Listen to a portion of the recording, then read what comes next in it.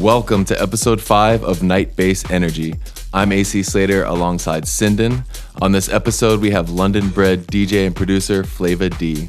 She's a member of the legendary Butterz crew, which is a seminal grime label based out of London. She's also 1/3 of the UK garage supergroup TQD. And on top of that, she's recently signed to Hospital Records with her newly found talent for producing fire drum and bass music. Sinden and I got to take a trip back to Flava D's roots in the early grime scene, producing instrumentals for legendary MCs such as Wiley and DEE, and we followed her journey all the way through an extremely unique and exciting career at the forefront of UK bass music. Please enjoy Night Bass Energy featuring one of my favorite DJs, Flava D. Night Bass! Locked in. Welcome to the pod, Night Bass Energy. Thanks for coming through. Thank you for having me. Yeah. Feels good to be here. Cheers, everybody. Cheers. Yes, cheers. What are you drinking? Cheers to the White Claw. We got you a White White Claw. Claws. Yeah, we got the mango White Claw. How is it? You know what? It's good. Yeah. It's good. It might be Refreshing. like my third in the favorites line right now. What's your first? Grapefruit. Yeah, grapefruit, cherry, and then mango. White White Claw's Claw gang. is a game changer, right? Yeah. I Game know. changer. I saw on your Instagram the White Claw pics. Oh, yeah. Susie threw a White Claw to me during a set, and this guy Martine that was like filming planned it all out, like have her throw it at this point, and picture perfect. it was pretty funny. Promo standard. Yeah. Mad. So, where have you been traveling from tonight? Do you come from home? You live out here now? Yeah, I do. I live half and half. So it's kind of where I'm currently touring. I am, but I have my partner who lives here in LA. Cool. And then I have my place in London. So I'm always back and forth, but I'm where the work is.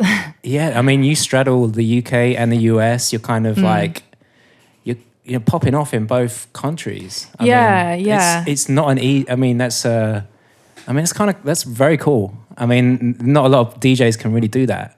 Yeah, I mean, I'm still working on building my fan base over here, but I'm grateful that I can kind of come here and earn some money and have fun and do shows, connect with a new audience like I can back home. So yeah, and I absolutely love LA, America as a whole. So if I can be here more, I would. I think you're one of the few. You know. I know. I mean, I didn't go back. Yeah, you didn't leave. I think Flava, you're one of the few, kind of sort of baseline garage DJs from the UK that really gets a lot of action over here with gigs. Yeah, it's kind of hard to break into, but you've been working at it for years, right? Yeah. So I mean, I've been going hard on the grind since 2013, 14. Mm-hmm. I think I did my first American date back in 2014, and it was with Viv. Yeah. Yeah, I can't remember. Big up, Viv. Yeah, it was with Butterz. So all the boys like Royalty, Elijah Skilliam. I wasn't even on the bill. They were just like, look, we'll pay for your flight. Come over. Just do like a little warm up set unannounced.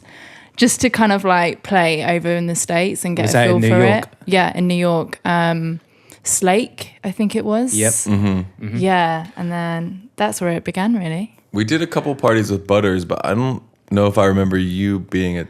I have photos of us with Elijah. And Yeah, there Skilliam was another one. It was like a separate show from the Butterz tour. So I was only there for New York. I didn't come to the LA shows and just the New York special. Hell yeah. Butterz was kind of the first. Was that your first label, or how did you? Yeah, it was. So I was pretty much unsigned, still a bedroom producer up until 2012. And then I did an EP called Hold On Home.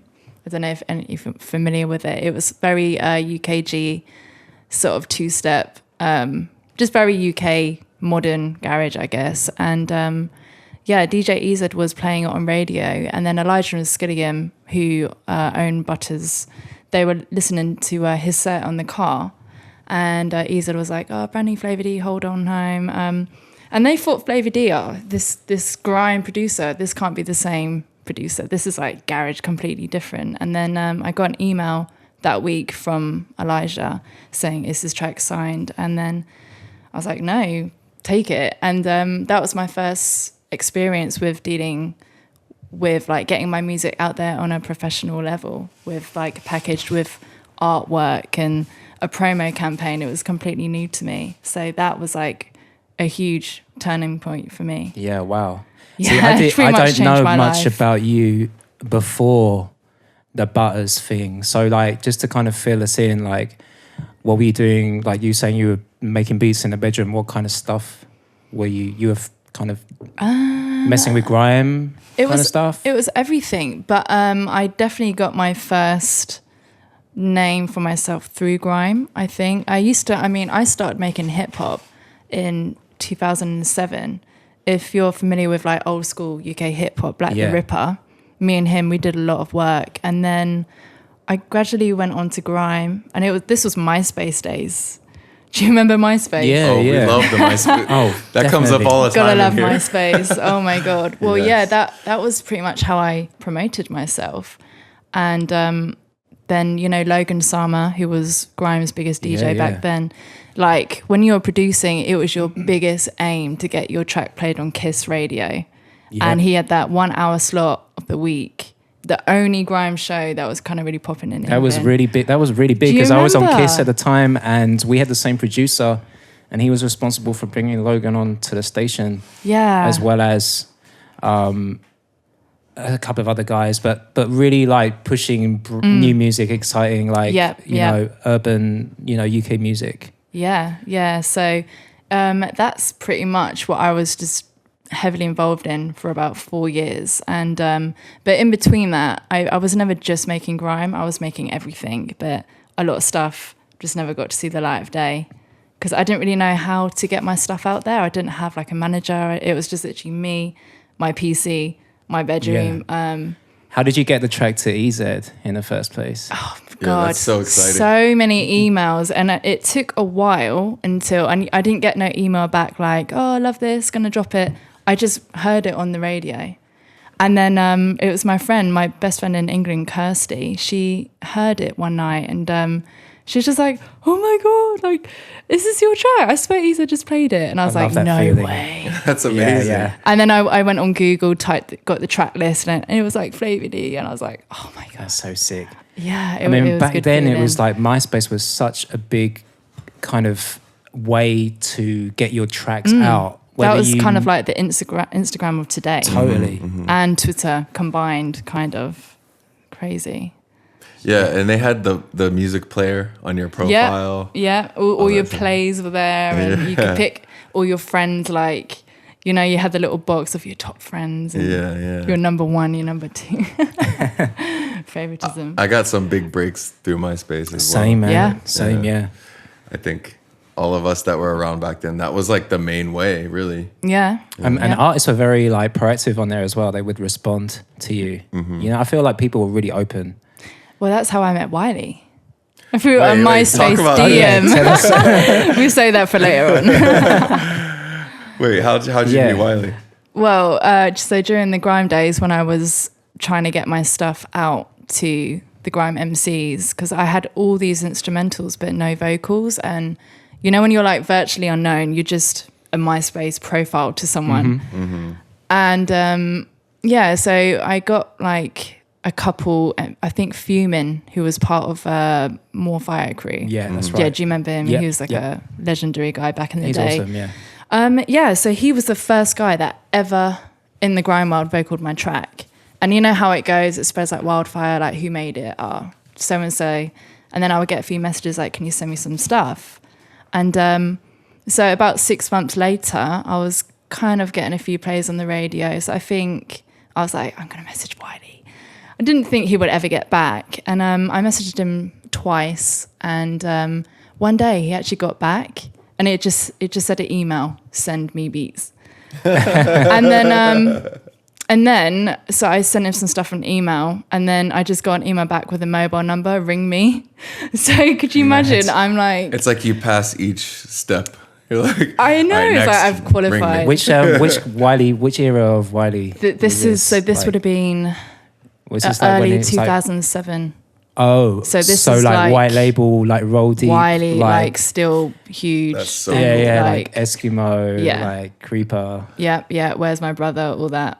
You were gassed. Can you imagine, like little old me? I'm still living at home with my mum and barely got internet. I'm using this like dongle thing. Do you remember that? It wasn't even dial up. Oh my god, I didn't even have a phone. And so I'm like, Mum, I got this email. Can I borrow your phone? It's I got to ring Wiley. My mum's just like doesn't really know who he is, but she knows that song. What's that big tune he had? Wearing My Rolex. Mm-hmm. Yeah. So she was like, Wiley. I was like, yeah. And then I rang him, and then he's like, so this is what we're gonna do, yeah.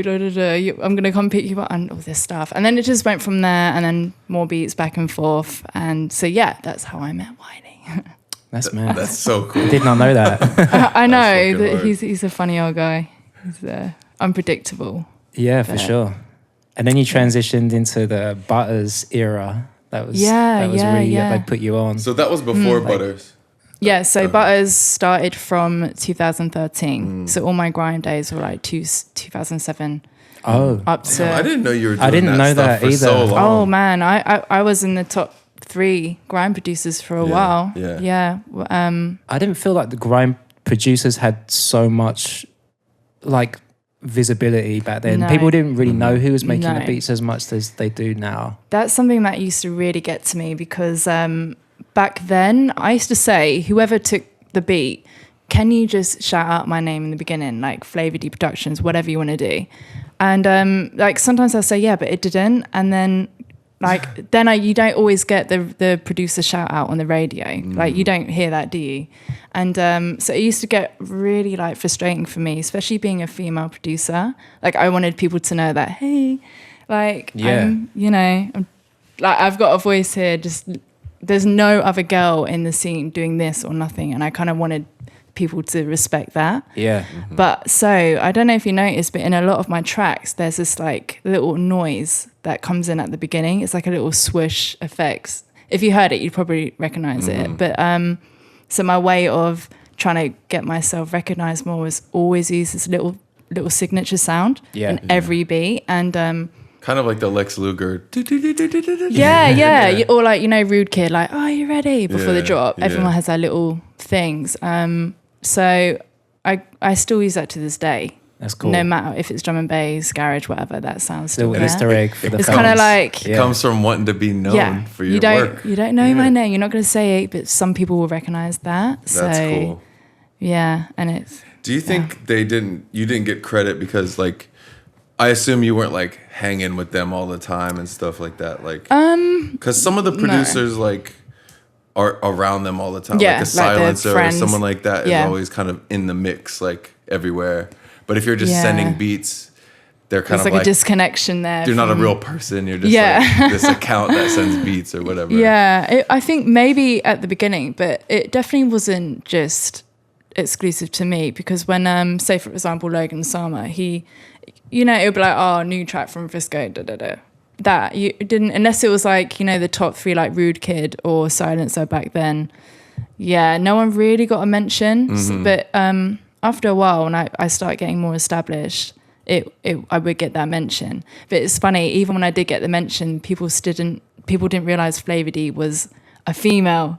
Right. So for years, I still get it now. Like, oh my god, Flava D's a girl. She's a white girl, blonde hair. They just didn't picture it. They'd probably kill for a beat now. Right. Oh, man, I guess they probably did back then anyway. It's funny that disconnect where people don't know what the artist looks like. Yeah, the amount of times I've had, oh, I thought you were a big black man. And I'm like, thanks. But yeah, this is me. When you got with Butterz, they were like, they only knew you from like the EZ, going back to that EZ thing. So I'm trying to piece it all together. I know I've got quite a interesting like journey. They knew me from the grime, but it's more when they heard me on the radio, doing just randomly like listening to the EZ show, and then EZ mentioned me, brand new Flava D, and it's when they heard a completely different sound, which was my garage.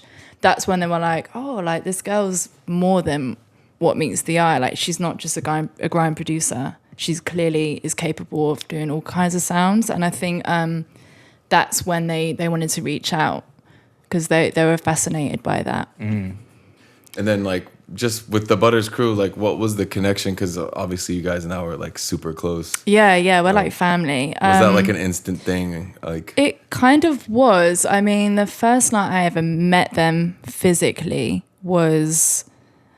God, are you ready for another crazy story? Please tell us.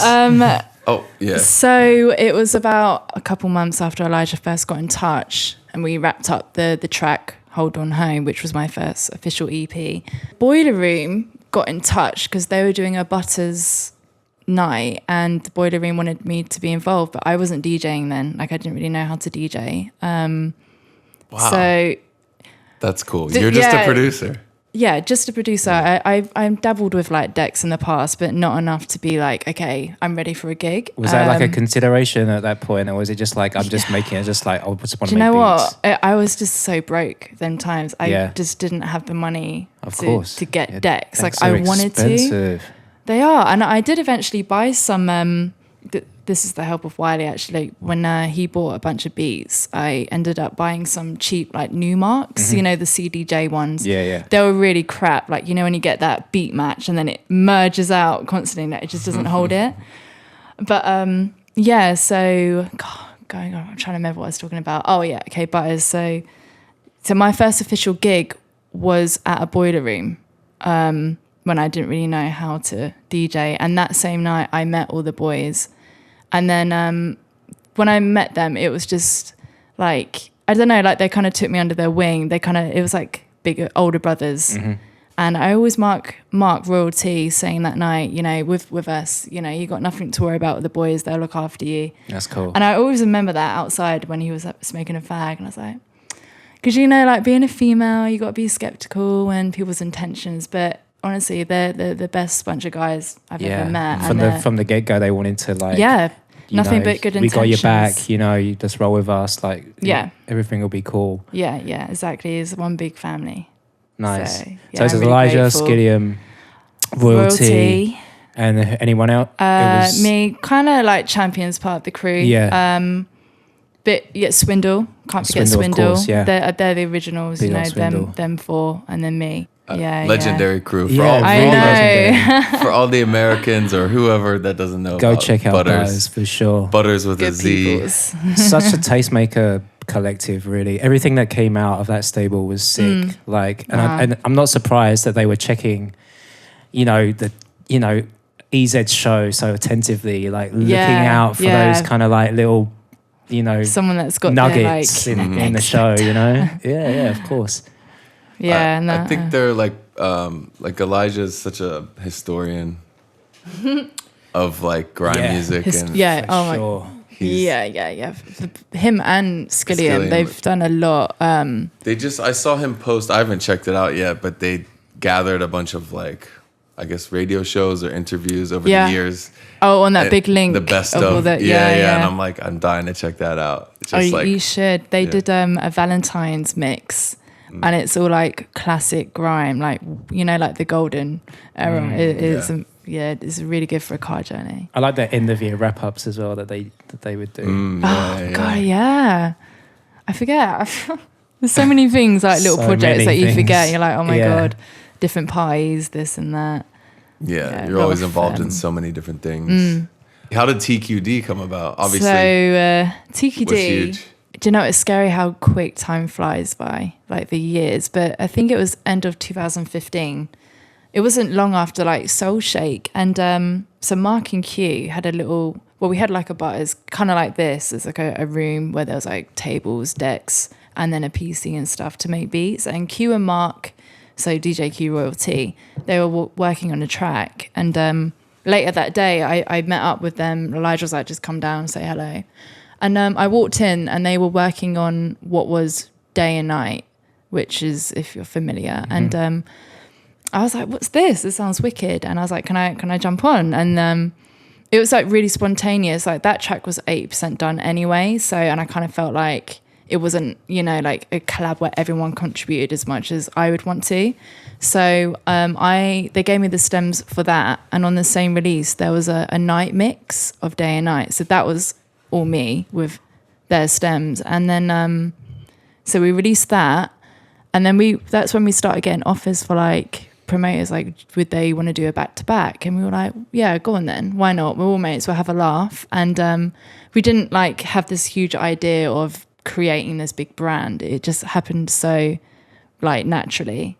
And then it went from there. We started making more music, more shows. Then we're like logo and all that stuff. And it just exploded for about 3 years. Yeah, wow. It looks really organic in all the, you know, all the press. And it was. Just friends hanging out, you know? It literally was that. It was, I think like one summer we did a crazy, like over 50 shows. And that's aside from our solo stuff. Mad. I could feel the buzz about like the projects just in general. Yeah. No, we had a lot of fun. Yeah, you guys were everywhere. I caught one of the shows in London. Which one was that? Was it Fabric? I don't think it was Fabric, but it was like we were eating Skilliam's pizza. Oh, XOYO. Yeah, XOYO. Oh my god, yeah, that was the album launch night, I think. Yeah, I think that's what it was. Yeah. It was wild. Yeah. And we also had you here in LA. Oh my god. The night base show was insane. On the wall here. We had our flyers on the wall. November 10th, 2016. That was my birthday. Wow. The day after my birthday. 2016. That's what I mean. That's 4 years ago. That feels like a year ago. That was scary. Almost 4 years ago. Oh my crazy. god. That was such a legendary night. There are some great photos from that. There's some great photos from that. There's a photo of us like drinking. All of us, a lot of drinking. They're all the three of us plus like the rest of TQD and like Petey, and we're all like in a huddle before you guys played, and we're like, it's like a little pep talk, and we're getting hyped. Yeah, it was like really fun. Oh my god! You take the left deck, you take the right deck, crossfire. I know. I'll pour you a drink for your mix. We're just strategizing from the sidelines. You know? Can you tell us about the reload situation? What happens? I'm trying to remember who actually started that. I think because we had our like little WhatsApp group, and then after most shows we have our, Elijah's like, so how did you feel that went? What can you prove? And and we were like, well, I think it was spontaneous. Like one day, because Q he loves a reload. And he loves a drink. He loves a drink and a reload. And I was like, right, if you keep doing that, I'm going to make you do a shot. He's like, all right then, all right, bring it on. And then it's a pretty good impression. Yeah, and it turned out as a joke and into a thing. And like a couple shows, like the crowd were kind of loving it. Just because like it's banter for a minute. Like a part of the party. You break it up, and it's like, all right, we're having fun too. And oh god, it's the worst rule I ever made up because it made me despise vodka. Like, ugh. Who chose vodka? Wow, that was vodka? our rider, and I mean, I couldn't really stand there and shot other stuff. For me, it's Jack or vodka. I'm not like a Zambuca girl, none of that. Yeah. Oof. And that's tough. I think like Mark. That's very garage. It is very garage, but Mark, bless him, he used to hate when those moments happen because you know what, Q, he's a little sod. He would sometimes reload the track just to be like, all right, just shot to time. Fuck with you. And I'm like, no. And then the crowd are like, shot.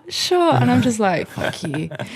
Piece of shit. I'm trying to find this video from Friendship because you were on Friendship with me. And when you did that big back-to-back with like... there was a couple back-to-backs. Nina Las Vegas. It was all the girls. Yeah. The D&B. Vivian. The D&B one? Miha. Yep. Who else was on there? Madam X. Yep, Chrissy. Madam X. Sorry, whoever I'm forgetting. But I'm trying to find a video. There's a video I took from like next to you guys. And like... You have to send me this. There's a reload. And then Chrissy, Madam X... I think she reloads it, and then you're like, "You have to take a shot real loud." And she goes, "Oh, me?" She's fully on this health like, wave as well. She's like sobriety, everything. I'm like, which I really admire, by the way. But I definitely have like this TQD mentality that's like wired into my DNA now. And I'm like, no, it's not TQD. Just quit it. But I'm pretty sure like I made someone else do it, and I'm like, what are you doing? Oh God! Just bringing them into your world. I know. I'm like, it ain't that party no more. But, So was Tiki Do just like is that continuing, or is that just something that you just pick up when you feel like it's it? Like, well, because we toured so extensively for so long, and we visited a lot of places, and we did a lot of great things to the point where we're like, we don't want to do too much and just be overkill. Just saturated too hard. Yeah. And we were just in a good space, and we both had our individual projects.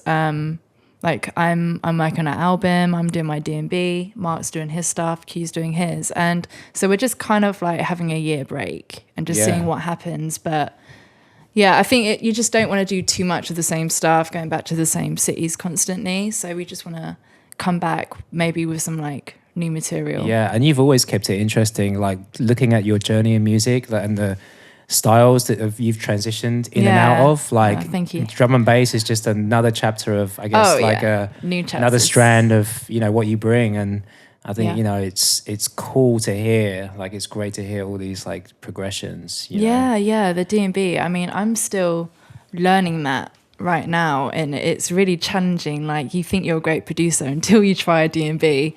Even like the mix dabbled, sounds. and it's hard. Yeah, it's the hard. level of the level of quality and production and drum and bass is like top notch. The There's sound design higher. and the bass lines. It's not like you're just gonna go pick a donk off Splice or something. You're actually modulating your shit, and then the mix sounds is like, because you can think you've made a great idea, and then you play it next to some other D&B tracks, and you're just like, oh.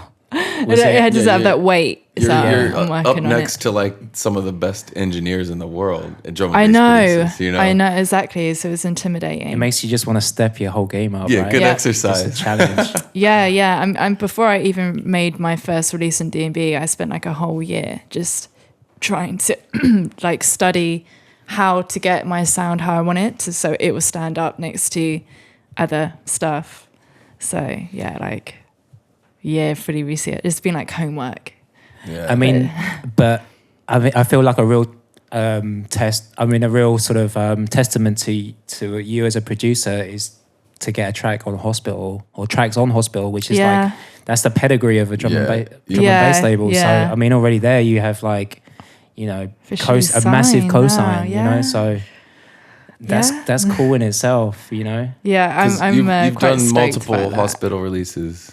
Yeah, so I did my third, but the Mesmerize, which dropped on Valentine's Day, so a couple of weeks back, was it? That was my first official like standalone single, and when they announced that I'm signed with them, so that was a cool moment. I just kind of had to pinch myself, like, even though we've been in talks for like 2 years, but yeah, it's like huge for me. And one of the coolest labels, I think. Oh, for sure. Hospital.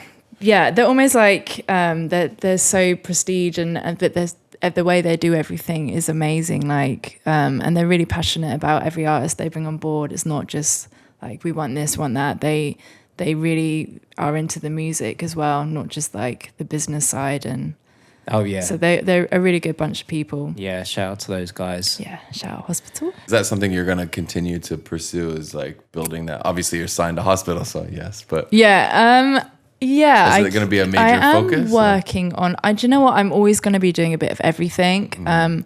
Something that I've noticed is my fan base. Like most sets, I get a DM like, "Is it a drum and bass set, or is it this?" And the fascination and the interest in the D&B side. Like, I'm like, my past shows out here in America they're typing on the phone like D&B in capitals, and I'm like, it's like a house and bass set or whatever. But yeah, I'm working on a lot of material, drum and bass and garage and pretty much everything, Flava D for. And it's all under the one banner, which I really like. The fact I was that you wondering, didn't separate it. Yeah, I was in that position where I was like, should I create an alias? Because I didn't want to confuse my fan base, but I think it's good to just keep it all under one. And like, I'm not the kind of producer that's in a box anyway, so. You should do something called Flava D&B. Oh, that's what I used to joke about, and like like in the early days, like it's a Flava D&B set. Yeah. Or, you know, in the flyer, like that's the little slogan. That way it's like separate. Yeah. Yeah. Have you done a lot of specifically D&B sets so far? I have actually. Yeah. I think I've done just like about maybe 10 official. Have you D&B done any sets. in the States? Not yet, no. So I'd be curious to see your opinion of like, because it's so different here. It like is. the drum and bass scene is like always kind of struggled to stand out amongst other things. It's had its moments, but I'd love to see you compare it to like the UK. You know what? I've been doing this thing like, so I'm currently on tour now, and I played like a few shows a week ago. And so because obviously I do have my D&B content, I've been ending my set on drum and bass, even if it's just like 15 minutes. But like, I don't know if it's because of the people that are there to see me and they know, but it's been going off. But a whole set of it, I don't know yet. Because people's D&B here, it's kind of like very EDM-y type of drum and bass. And it's very different to the drum and bass that's popping in England. It's weird. And I know Hospital have their reasons why they haven't done a lot of work out here, because they're waiting for people to appreciate the real UK sound, I think. It really goes up and down here. I'm not like a total expert, but I love drum and bass, but it's, the scene over the years has always kind of, all right, this is the year. And then it's like, nah. But like the people that support it are super passionate. So I think it would be interesting, you playing a few songs in your regular set, a few drum and bass songs in your regular set would be a different reaction than showing up to a bunch of drum and bass purists. Exactly. It would be interesting to see.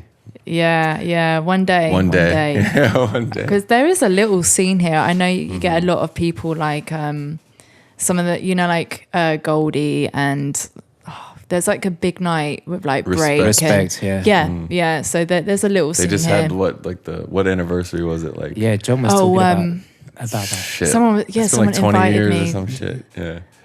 Yeah. Let me Google that. But yeah. Fact check.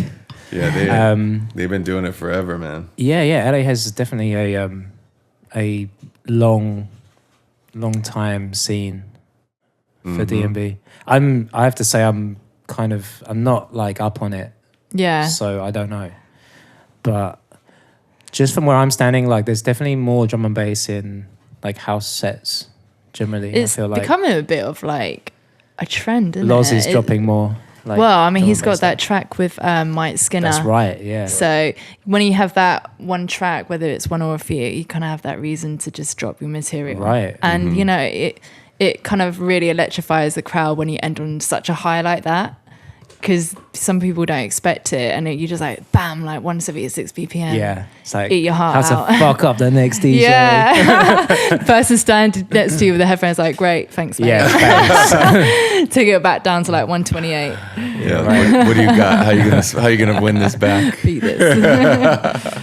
That's the thing in the UK. Like, I played some shows there. Like, I play there like a couple times a year, and that's the thing with the baseline parties. Yeah. Every single fucking DJ ends with drum and bass, and the guy after them gets mad.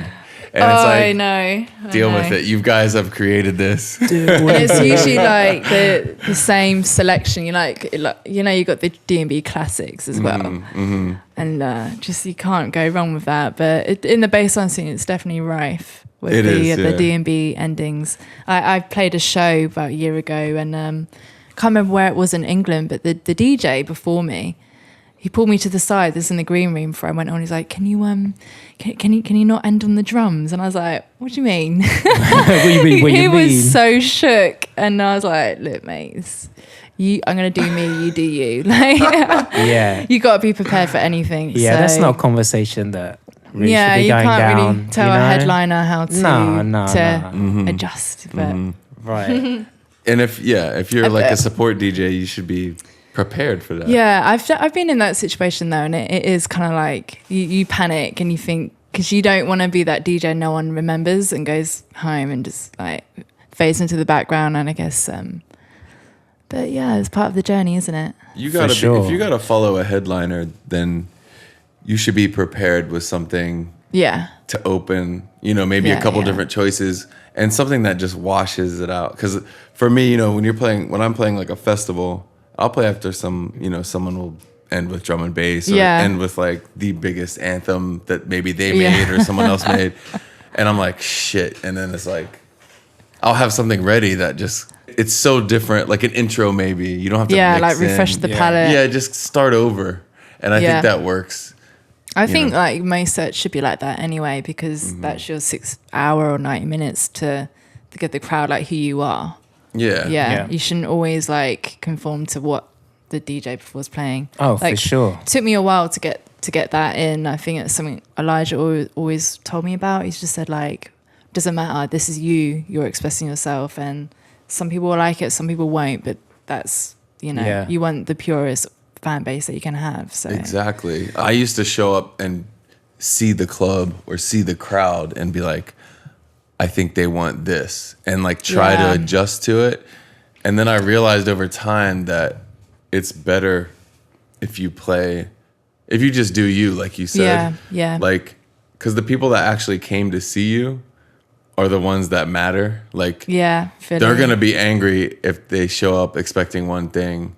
Not that you have to pander to them, but if they're a fan of your style and you play some other style to please some strangers who might not even know who you are. You know what I mean? Like, but if you do you and those strangers are like, a couple of them are like, this is sick, then you meet new fans, Yeah, that's like a fan for life. And then your fans go away happy. And I think it's important to do you, Fully. Like, I'm not against, like, obviously you adjust here and there, but I mean, there's definitely been like some shows that I've had, say, out of England where it kind of tests you.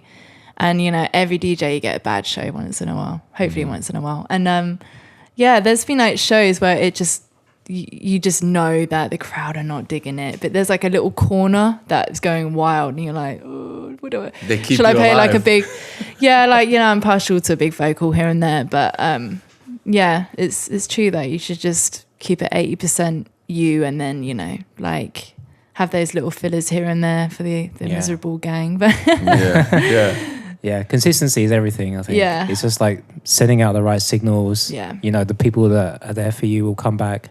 Yeah, and just self-confidence, I guess. As an artist, I feel like you've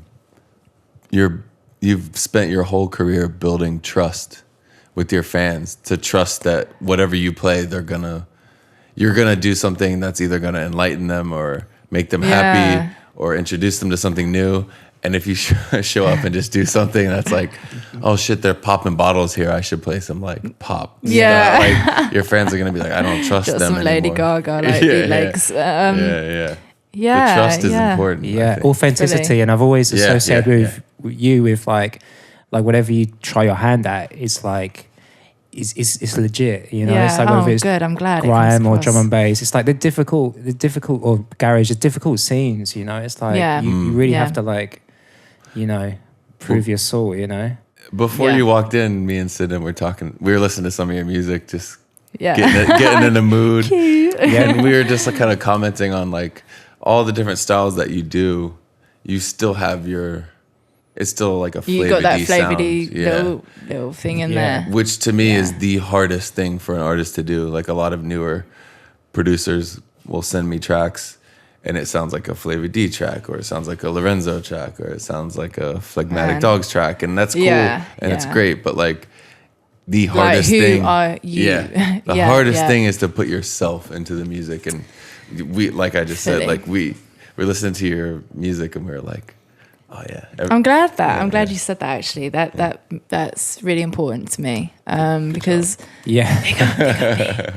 it's interesting. And what you said about obviously Lorenzo. To me, Lorenzo is the bass god because like he's inspired me, and I think a lot of people would unsubconsciously realize like there's a bit of Lorenzo in so many beats, and it's been like that way for years. So big shout out to Lorenzo. Big sure. shout. Big Brit gang. Big up us. I really like the More Love series that you did. I feel like that was a really nice like showcase of like a really different side. Yeah, do you know what? That EP got a lot of love.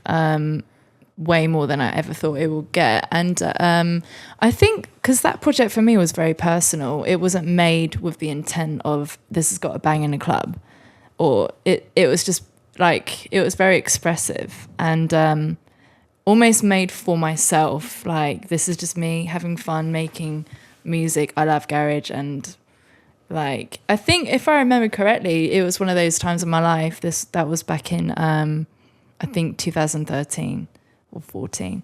Yeah, it was, I had some like, personal stuff going on in life. So there's quite a lot of emotional tracks on there.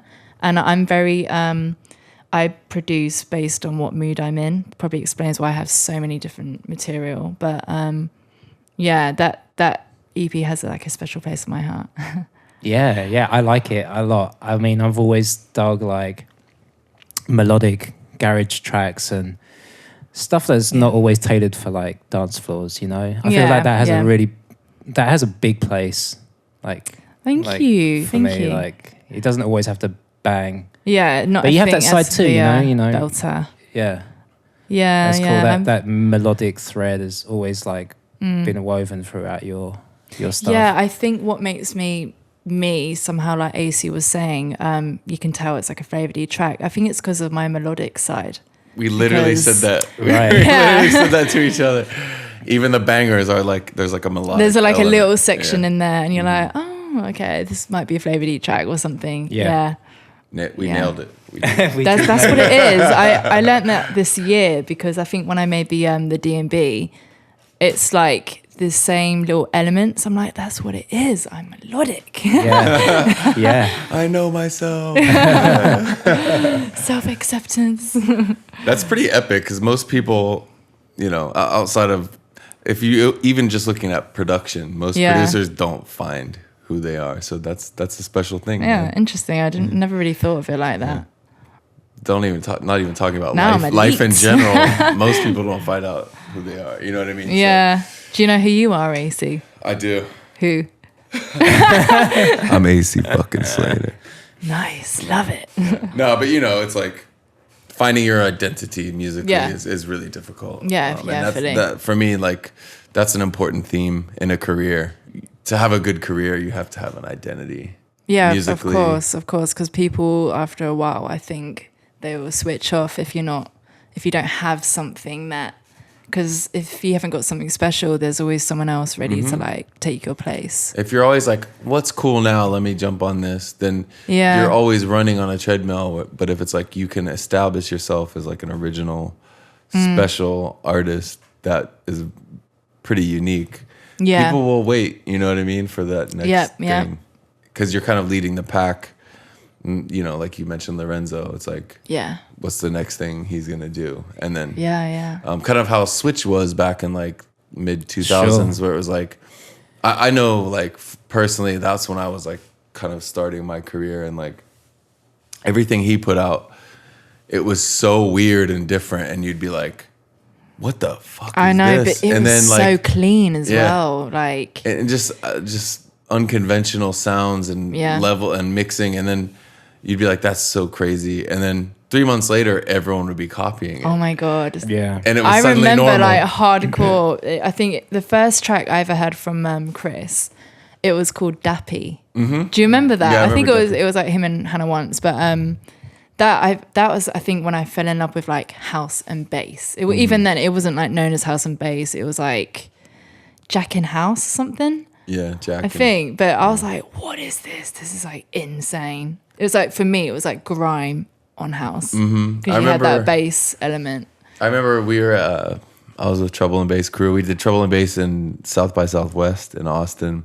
And we had booked DJ House. And he was playing. He was playing all that stuff. Yeah, it was like 2012 or 13. And he played Big by DJ Q. Oh, that was so good. Big. And I was like, I forgot about that. Yo, what is this? And he was like, yo, in the UK right now, everyone's doing bassline, but it's at like 128. It's like the new thing.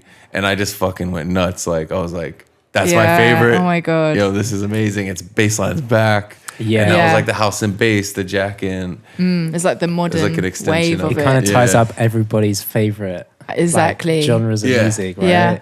It's like, because, I mean, playing grime music out like is not always the most palatable for like an audience that isn't expecting it. But like Very if you niche, can like, you know, make it a little bit houseier, then yeah, exactly. So do you still make grime beats? Are you still like doing not really. grime projects? No, I used to get like a lot of like tweets or, you know, there's this like one particular thing on YouTube. It's me and DEE and it's called the Berlin Freestyle. It was like 2015 and I made the beat. We had a show. It was like me, Elijah Skilliam, DEE, sorry. And we did like, Elijah was like, just make a beat on the spot and we're going to get DEE to freestyle on camera just in the basement of wherever we were.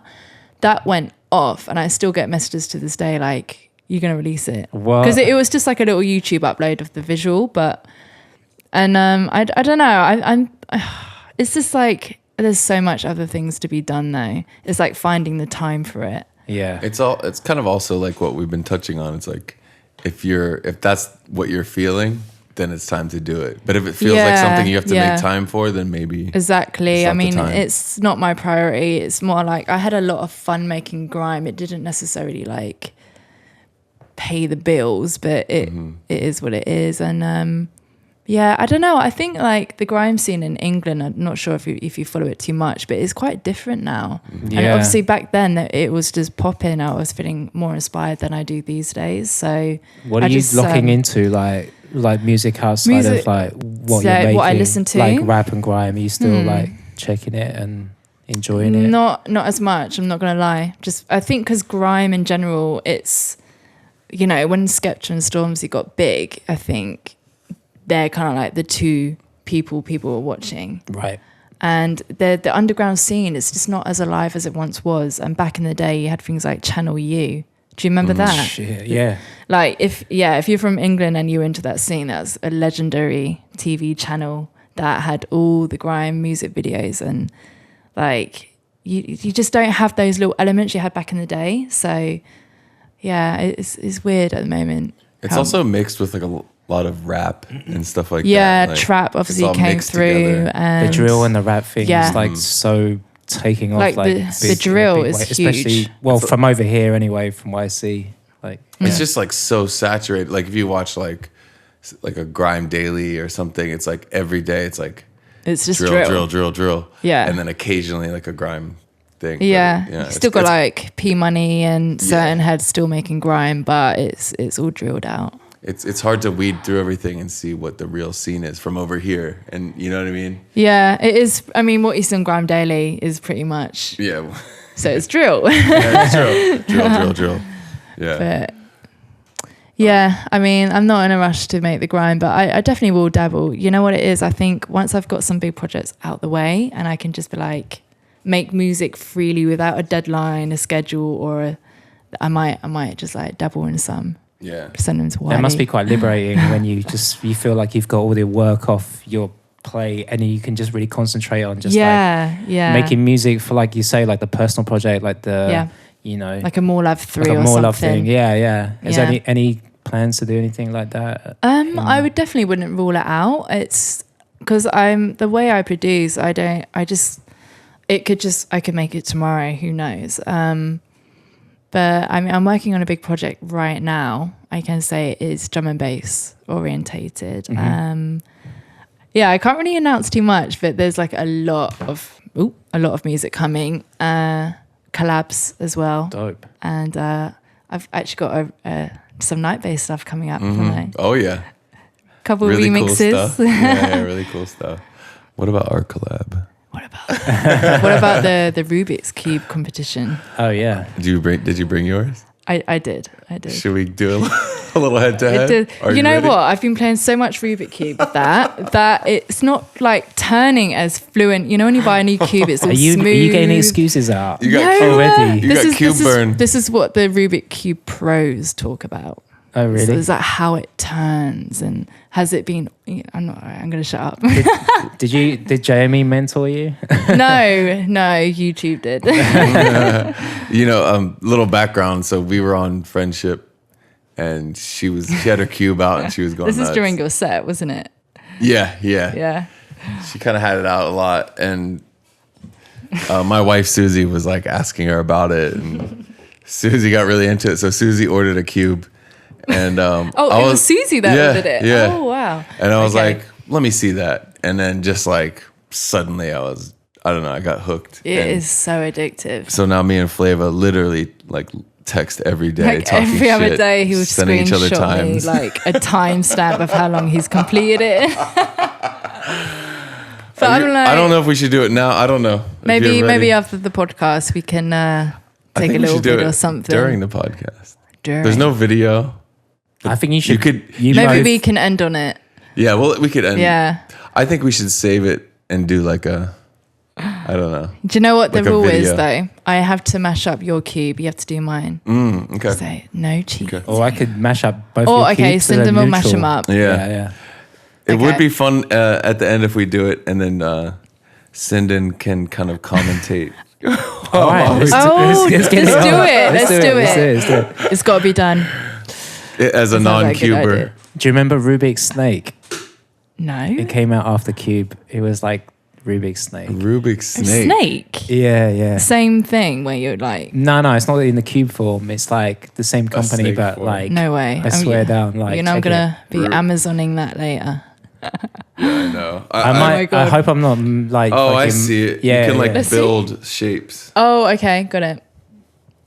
Jeez, that's like elite level. Let me see. That's like for kids. Not So, like adult shit it's like not. us. Yeah, that's like super geek. Oh, you build your own like shapes. So do you It's not know really- all your algorithms off by heart now? Yeah. Oh, so you're ready to compete. Yeah, because I think you had it before me, and then I was like, I don't know. I've been training a lot. Yeah, For the I Flava know. D versus AC, D versus AC. There's got to be a forfeit of some sort. Sound Whoever clash. loses. Yeah, we have to come up. I don't think we should do it now. You know, we should come up with like a really high stakes Yeah. result, prize or punishment. I don't know. Anyway, yeah. I think you should battle it out in front of a crowd instead of Oh, DJing. pressure. I think you should do that. Yeah, we'll brainstorm some ideas. Yeah. We'll do something. I'm getting some confidence with it. I thought you were going to say I was getting a bit nervous. I think that's what he was trying to say. Not even close to nervous. You know what I did? This is the last Rubik's Cube thing I'm going to talk about because we're dragging on. But I couldn't solve it. It kept like fucking up. Like one thing was out of order, and I realized the corners can turn. When you're turning it really fast, the corner it can kinda flip gets upside down. So like it's always tangled almost. Yeah, the yellow will always be in the wrong place. So, all right, I'm changing Anyway, the big subject up the before Rubik people gang, turn this anyone off. listening. I want to change the subject to 13 flavors. Oh, yeah, XOYA. Yeah. Break that down, like how that happened, and for people that don't know about 13 flavors. 13 flavors. So I had an XOY residency. What year was that? That's a London club. That was like for last those year, that don't 2 years know. ago. 2 years ago. So 2018. God, I can't get over how quick time goes. So 13 weeks of residency at this club in London, for anyone that doesn't know. Yeah, I'm very grateful for the opportunity. So it was called 13 Flavors because I curated the whole lineup. So pretty much every single person. It was very different as well. I think it was their first residency with such a varied, like you had grime, had a bit of drill on there. You had like bassline, house, drum and bass, some vocal people like Lady Leisha, you know, like real people there to perform. Had like AJ Tracy. Oh, that's sick. Yeah, it's probably a lot of people who had then that I probably couldn't now, you know, because some people have just got huge blown. now. Mm-hmm. Right. Yeah, and And that was every week for the summer. yeah, so every Friday, 13 weeks in a row. And that was an incredible experience. Very educational as well, because when you DJ in the same club, every week you're seeing different audiences, different artists. And like, I think it really helped mold me into a better DJ for many reasons, because I had to switch up my sound, because I couldn't just be playing the same shit every Friday. For 13 weeks. Yeah. See, like I did my first extended set, like an all-night set. I think it was 5 hours, did my first D&B 60-minute set. I did my first so AJ Tracy, who was one of the headliners one night, so I DJ'd for him, and even that was really cool because like it was something, making eye contact with someone who's performing, them letting you know when they're ready for the next one, or dipping out the volume on certain bars, like so he many new garage things. So good, AJ. He can ride D&B, like he's an incredible spitter. Yeah, there's like a crazy video where they do like drill, R&B, hip hop, garage, drum and bass all in one without telling them when they're going to switch it, and he just rides it. So is that the one extra thing that they do? I think it is the one where they speed up the tempo. Yeah. So yeah, he's sick. That's dope. What other MCs? The Wiley came through. Yeah, right? Wiley, he actually turned up. No, you know the old stigma. Yeah, he was there. I brought my mum that night as well. It was such a good night. Oh, she a big fan. That's the thing. Big Wiley fan. I've never met your mom, but I Oh my see you God, bring her you'd around a love her. lot. You bring her all over the I place. try, when I can. I Mum's in the took her to dance. Ibiza a few times. She had the time of her life. I had her in the booth, and she's like dancing next to MK and like Oh, that's so cool. loving her life. I'm sure she loves it. Yeah, she does. She would have been a raver back in the day for sure if she could have been. But yeah, back to the 13 flavors, like that was on social media every week when I saw you posting about it. I was just like, God damn, I want to be there. Like, because it was just it was insane. It looked so cool, and like, big up. That was like, Yeah, was so sick. That's like a really big accomplishment. No handshakes, coronavirus. Yeah, exactly. Fist bump. And as well, like I got to have like my own theme and lighting and all that stuff. But the main thing that I asked for was like a little palm tree in the booth.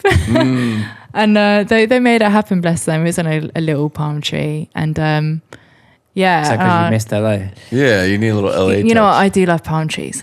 Love them. They make me so happy. Same way like Himalayan salt lamps. Like if I could have a big palm tree in my front room in England, I would. But obviously I can't. But can only dream. Not in London. You've got your caravan. You can. Well, yeah, true. Palm trees everywhere. I out know. here. Now that I live here half time, I'm like, I'm good. I got my palm tree fix. Yeah. Wait. So can we talk about your caravan? Yes. So I call it Red Dead. Red Dead. Yeah, it's my red. So van. she's telling me one day about how I really want to get this like caravan. It's like a. I guess we call it here just a van. I guess or camper. Well, it is a Yeah. van. It's like a little off-grid van. Is what they call it. So basically, she wants to like, I want to get this van and deck it out and have, you can basically live in it and just travel wherever. Yeah. And you've done it. You've got one. I actually bought, I think like a week later, I had this really impulsive urge to just like, I was on like Craigslist, Facebook Marketplace. And I don't know. I don't know how. I never aspired to have a van and like travel and make beats. This happened in like 2 weeks. Maybe I have a really impulsive personality. I don't know. But I got this van that kind of has like a little kitchen, like everything you need to kind of live, I guess. So cool. And That's cool. I love it. It turns out I think that's where my album will be produced in this. I was van. gonna say, when you were talking about like finding time and whatever to produce, I have a plan for you. And that was part that you already have the plan. But my last album, I was just so busy with like basically starting Night Bass and building Night Bass. It's like almost like a full-time job to kind of run and keep up with. There's so much. I can't even imagine what your schedule is. It's just like so much musical output, merch output, events, stages, whatever. And then on top of that, I've got to have like time to make music when I'm not traveling and whatever. So sometimes it gets a bit hectic where I don't have time. So for my last album, High 8, I went out to Joshua Tree. I rented a spot alone. Sick. I took my speakers. I took some synths. You know what I mean? Like just went out for like a week alone. Turned my phone off. Yeah. I did like, I would say like 75% of the album in that week. And then amazing. My next single, I went back to Joshua Tree. Yeah. and did the same thing for like 3 days.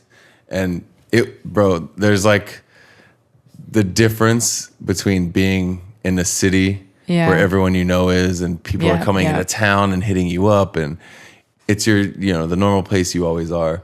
Getting out of here and being out, especially out in like Joshua Tree in the desert. Oh, so I love all that desert, because it's so different from England and what I know there. So it's different than, I'm from the East Coast. There's no desert. It's just so different. And there's no one around. There's nothing to do.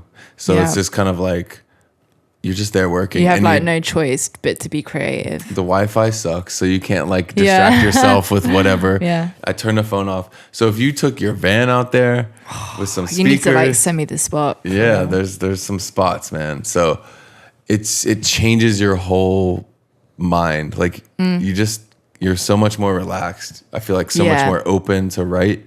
Yeah. And so you should do it. I know. I really, really want to. I mean, because last year was crazy for me. And then in England, there's this place called Devon Analog Studios. And it's like, do you know about that? I've heard about it, yeah. It's tell us more. Yeah, it's quite a well-known place. And it's like this studio built in the middle of a farm, like in the middle of nowhere. And I went in November for like 4 or 5 days, and it's got like a bedroom built in and a shower. Like you don't need anything. You can just wake up, studio right there outside your door. It's amazing. And that was the first time I'd experienced like a place where it's just for me to create, like nothing freedom. Else. And that week I wrapped up Mesmerize, which was a single that came out recently. And I was just like, wow, because for like the last few years, I've made 80% of my material on public transport, whether it's like a plane or a train. Really? Literally, all my biggest tunes were made on the go. And so being like stationary and just having that kind of setup, I was like, this is different and kind of uncomfortable at first, because I'd managed to like, I don't know, mold myself into making music on the go.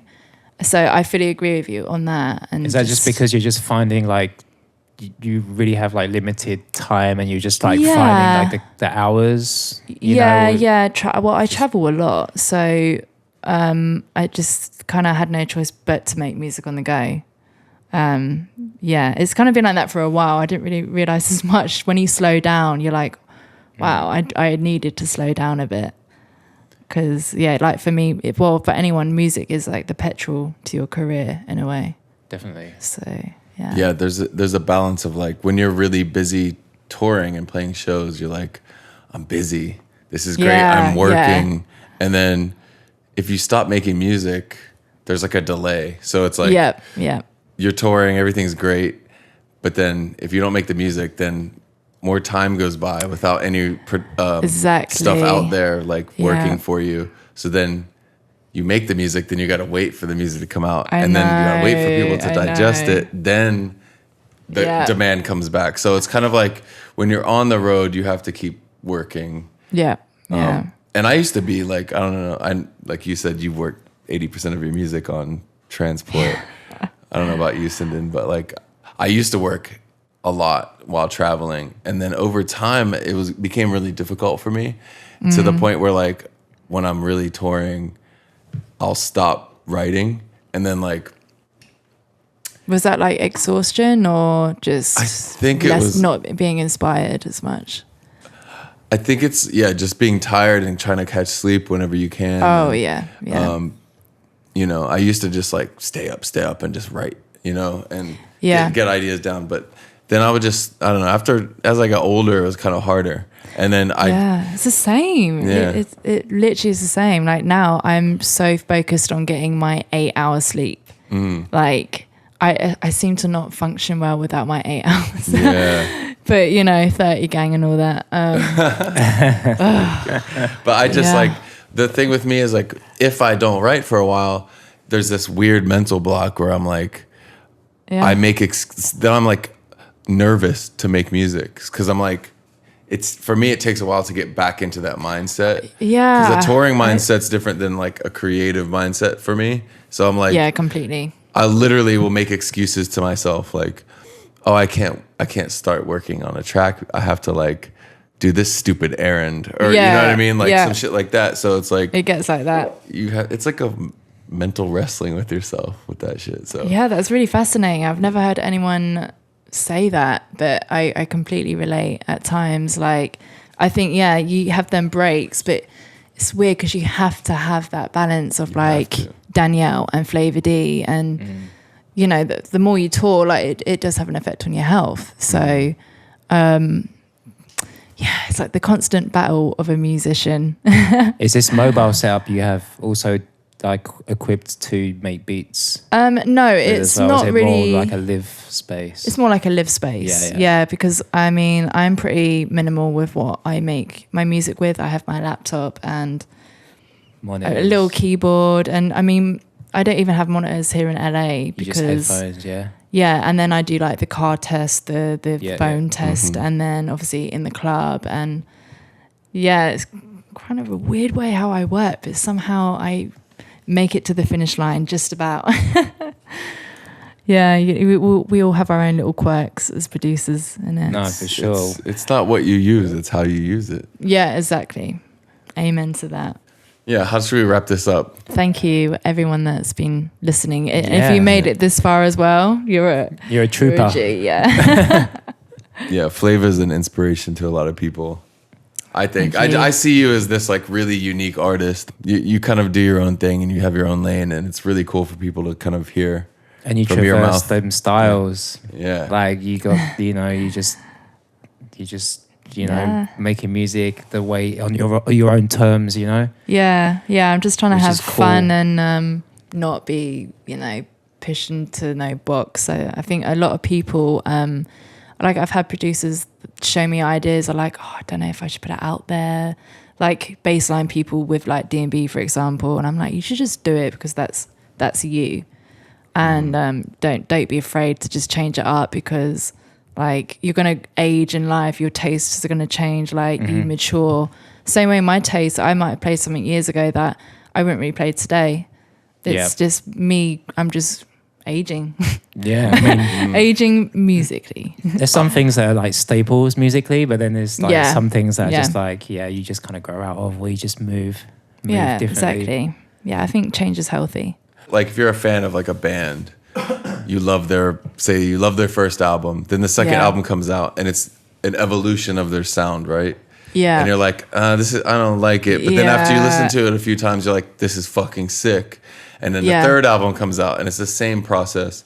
With DJs, we kind of expect them to always do the same thing with a slower evolution. But this is a breakthrough I had today.